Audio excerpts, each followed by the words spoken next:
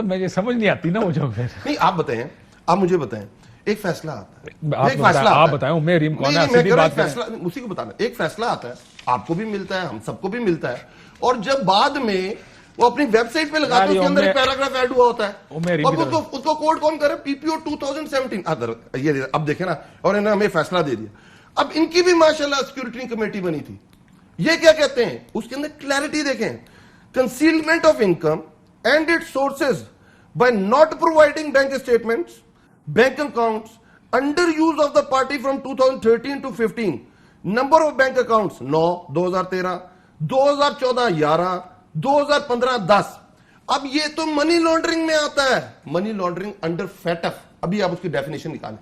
Money means आप पैसा कोई गलत एक्टिविटी, क्रिमिनल एक्टिविटी से प्रोड्यूस करें, और लॉन्ड्रिंग होता है प्रोसेस का नाम जिसमें ओरिजिन ना बताया जाए कि मैंने ड्रग्स पैसे को इतना घुमाए कि उसकी भाईजान काशिफ अब्बासी और अली अवान एक बिजनेस करते हैं क्रिमिनल, लेट्स सपोज, और हमने ओरिजिन नहीं बताना कि हमने पाकिस्तान में ये पैसा कमाया, वो मनी हो गई, और हमने कहते हैं मनी लॉन्ड्रिंग, उस लॉन्ड्रिंग मनी लॉन्ड्रिंग बुनियादी, तो ये मनी लॉन्ड्रिंग का केस है इनके ऊपर। जैसे मनी लॉन्ड्रिंग बुनियादी तौर पर पैसे को घुमाने को कहते हैं कि जब उसका सोर्स लॉन्ड्रिंग। आप फैटफ की डेफिनेशन निकालें, फैटफ ने बड़ी क्लैरिटी के साथ लिखा है, जैसे इनसाइड ट्रेडिंग, ये मनी जो गलत मनी है, आप ड्रग मनी, ट्रैफिकिंग की मनी, आप किसी ओहदे के ऊपर बैठे हुए हैं और उधर से एम्बेजलमेंट्स करते हैं, कैटेगरी की फैटफ ने डेफिनेशन दी हुई है, हम उसको फॉलो करते हैं, और लॉन्ड्रिंग प्रोसेस का नाम है।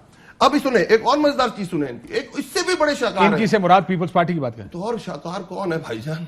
और कोई शाहकार हो सकता है पाकिस्तान? खोसा साहब सुनिएगा, आपने जवाब अच्छा, अब इनकी दो पार्टियां रजिस्टर्ड है, Latif Khosa sahab, Pakistan People's Party, Pakistan People's Party parliamentarian 4P, a political party incurred expenses of rupees 9.76 million on the behalf of Pakistan People's Party 3P from 2013 to 15 with 10 amount to contribution received from another political party। आगे उसका decision सुने, क्या कहती है scrutiny committee? This is sheer violation of 6(3) of the political party order 2002।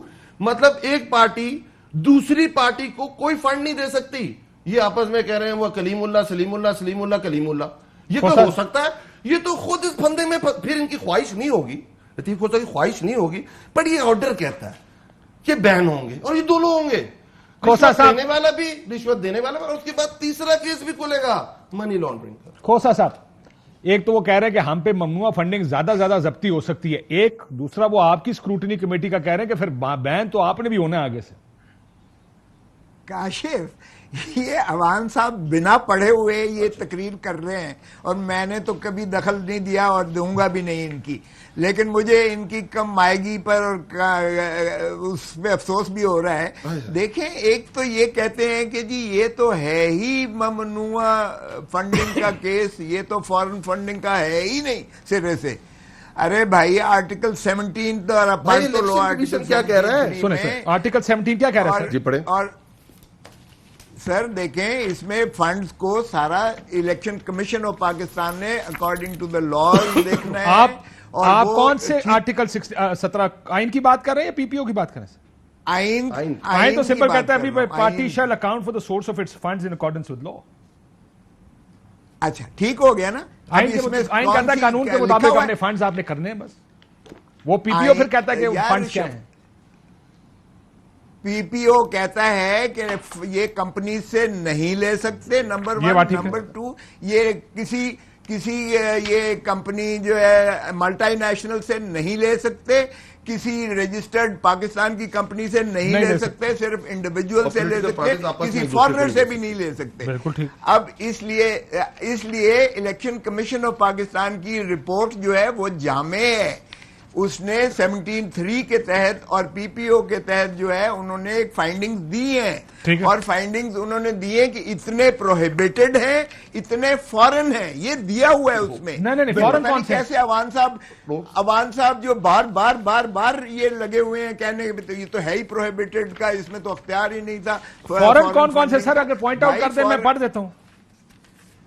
34 foreigners ने, 34 foreigners ने, ये मैं आपको पढ़ के दे देता हूं आपको। फॉरेन नेशनल डोनर की बात करें ना, फॉरेन नेशनल डोनर जी, फॉरेन नेशनल, जी, वो 21 डोनर 21 आ गए और दूसरे ने 34 है। वो अगली दूसरी लिस्ट में ना। हाँ। अच्छा ये जरा देखें, accordingly it was held that the, पहले तो ये जो इन्होंने कहा कि 2.121 बिलियन जो है वो transferred to the PTI bank account in Pakistan through Messrs Wootton Cricket Limited as admitted in Arif Naqvi's affidavit submitted by the PTI. एक ये कंपनी भी है। एक सिग्नल उड़ गया यार, ये कहेंगे कि हमने कुछ साजिश के तहत सिग्नल उड़ाया। ब्रेक ले लें ताकि दोबारा लाइन एक ब्रेक लेते हैं नाज़रीन, लेकिन ब्रेक पे जाने से पहले ये जो लिस्ट बता रहे हैं, 2 अकाउंट्स हैं LLC 6160 और 5975। ये 2 अकाउंट्स हैं, एक में 21 लोगों। खोसा साहब आप आ गए? आपकी आवाज कट गई थी, दोबारा बताइए। 351 आपके 351 एक है अकाउंट, जरा पढ़ लें ये देखें। ये जो है 351 ये 2.121 million transfer to the PTI bank account in Pakistan through Messrs Wootton Cricket Limited as admitted in Arif Naqvi's affidavit में भी माना हुआ है। ये फॉरनर भी है, फॉरेन अकाउंट भी है, ये कंपनी अकाउंट भी है। फिर आगे देखें, amounting to $49,965 transferred by Bristol Engineering Services LLC, a UAE based corporated to PTI account. Pakistani owner है। तीसरा देखें, 100,000 फ्रॉम ज़ूरिच बेस्ड एंटिटी, ये जो है ET Tenet trustees PTC and so from SS marketing. फिर ये जो है आगे देखें, collected by USA LLCs of the PTI, ECP found LLC। Sir अब आप तफसीलात में जा रहे हैं, मैं आपकी खातिर ये आसान अल्फाज में बता देता हूं। एक आपने कहा अबराज ग्रुप की तरफ से पैसे आए, वो जो भी आपने बताए ब्रिस्टल की तरफ से पैसे आए, ये सारे के सारे दिए हुए हैं इसके अंदर कि कितने कितने पैसे किसकी जानिब से आए। और आगे भी आ जाए जरा, इंडिविजुअल्स हैं 2 अकाउंट्स में। हाँ। और तकरीबन कंपनियां 120 एक तरफ हैं और 230 एक तरफ है, 351 या 52 कंपनियां बनती हैं मेरा ख्याल, if I am not mistaken. 351 companies हैं, 351 और 34 इंडिविजुअल अकाउंट्स हैं। इसमें सबसे बड़ा चंक अबराज का है। इसमें सबसे बड़ा चंक जो पैसे का आया वो अबराज ग्रुप की तरफ से आया, आरिफ नकवी साहब की तरफ से आया, जो अरबों में बनता है। बाकी जो जी इसमें फॉरेन फंड किसको कह रहे हैं? UAE का भी आया। चले UAE का, ब्रिस्टल का भी कर लें। ये सारा फॉरेन है। देखें, चैरिटी के नाम पर लेकर आपको पता सर उन्होंने ब्रिस्टल का क्या कहा? ब्रिस्टल के बारे में उन्होंने कहा कि UAE का कानून इजाजत नहीं देता फंड रेजिंग की। ये इलेक्शन कमीशन अपने फैसले में रख रहा है। उसी की बात कर जी कि क्योंकि हम इसको इसलिए गलत कह रहे हैं कि UAE का कानून ये इजाजत नहीं देता कोई फंड रेजिंग कर सकता।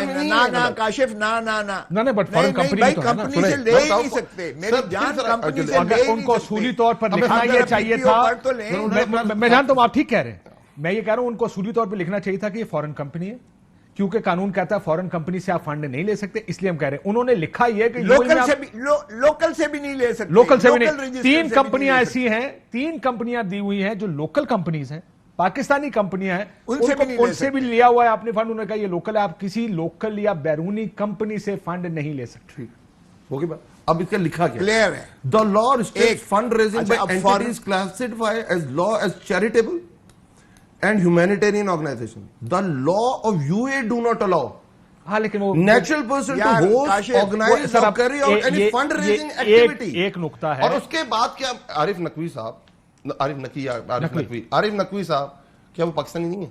हाँ, कंपनी नहीं दे सकती। नहीं पाकिस्तानी नहीं। अगर वो फर्द के तौर पे है, अगर वो फर्द के तौर पे देते प्रॉब्लम नहीं होता। क्योंकि खोसा साहब ये बात कह रहे हैं, और वो कह रहे हैं क्योंकि फर्द के तौर पे इसलिए नहीं दिया कि UAE में आप किसी भी फंड खोसा साहब देखिए ये है टेक्निकल चीजें, लेकिन टेक्निकली दुरुस्त है ना। खोसा साहब ये कह रहे हैं वो चाहते नहीं है, उनकी ख्वाहिश है। अभी आप क्या कर रहे हैं सर? मेरी बात सुने, आपसे ही तो पूछ रहा हूं। ये मसला ये है, मैंने कहा अवान साहब का लिए पूरा केस रख ले, बेहतर है। इसलिए खोसा साहब मसला ये है कि ये बात तो तय है कि कंपनियों से नहीं ले सकते, फॉरेन नेशनल से नहीं ले सकते। आपकी ख्वाहिश भी है कि बैन नहीं होना चाहिए, लेकिन आप चाहते हैं कि बैन हो जाए। Is that fair? अब सुनो आरिफ, सुनो काशिफ, सुनो देखें, गलत डिस्क्वालीफाई किया नवाज शरीफ को। ठीक हो गया। सिर्फ अगर उसको पनामा पर करते तो फिर ठीक था, लेकिन अगर किया है कि इसने 2.5 लाख रुपया अपने बेटे की एक कंपनी से जिसके वो डायरेक्टर थे और जो कंपनी बंद हो चुकी थी और उससे नहीं लिया और रिसीवेबल था, और इस बिना पर ये जो है सादिक और अमीन नहीं रहे क्योंकि डिक्लेरेशन में इन्होंने 2.5 लाख का जिक्र नहीं किया। अगर इस बिना पर ये प्रेसिडेंट मौजूद है, एक prime minister sitting two third prime minister को सुप्रीम कोर्ट ने इस बिना पे निकाल दिया। अब आपके पास ये प्रेसिडेंट मौजूद है, अब आपने इसको फॉलो करना है। मैं ये कह रहा हूं कि, और मैं बार बार कहता हूं कि खुदारा ये बगले मत झांकें कि जी फलां निकल गया है, प्राइम मिनिस्टर फलां को भी हमने निकाल दिया है। अगर हमने ये रीत जारी रखी, इमरान खान तो आएंगे ही आएंगे, लेकिन कोई भी आने वाला प्राइम मिनिस्टर वो भी इसी तरह फिर जो है डिस्क्वालीफाई होगा। बिल्कुल ये बात दुरुस्त है।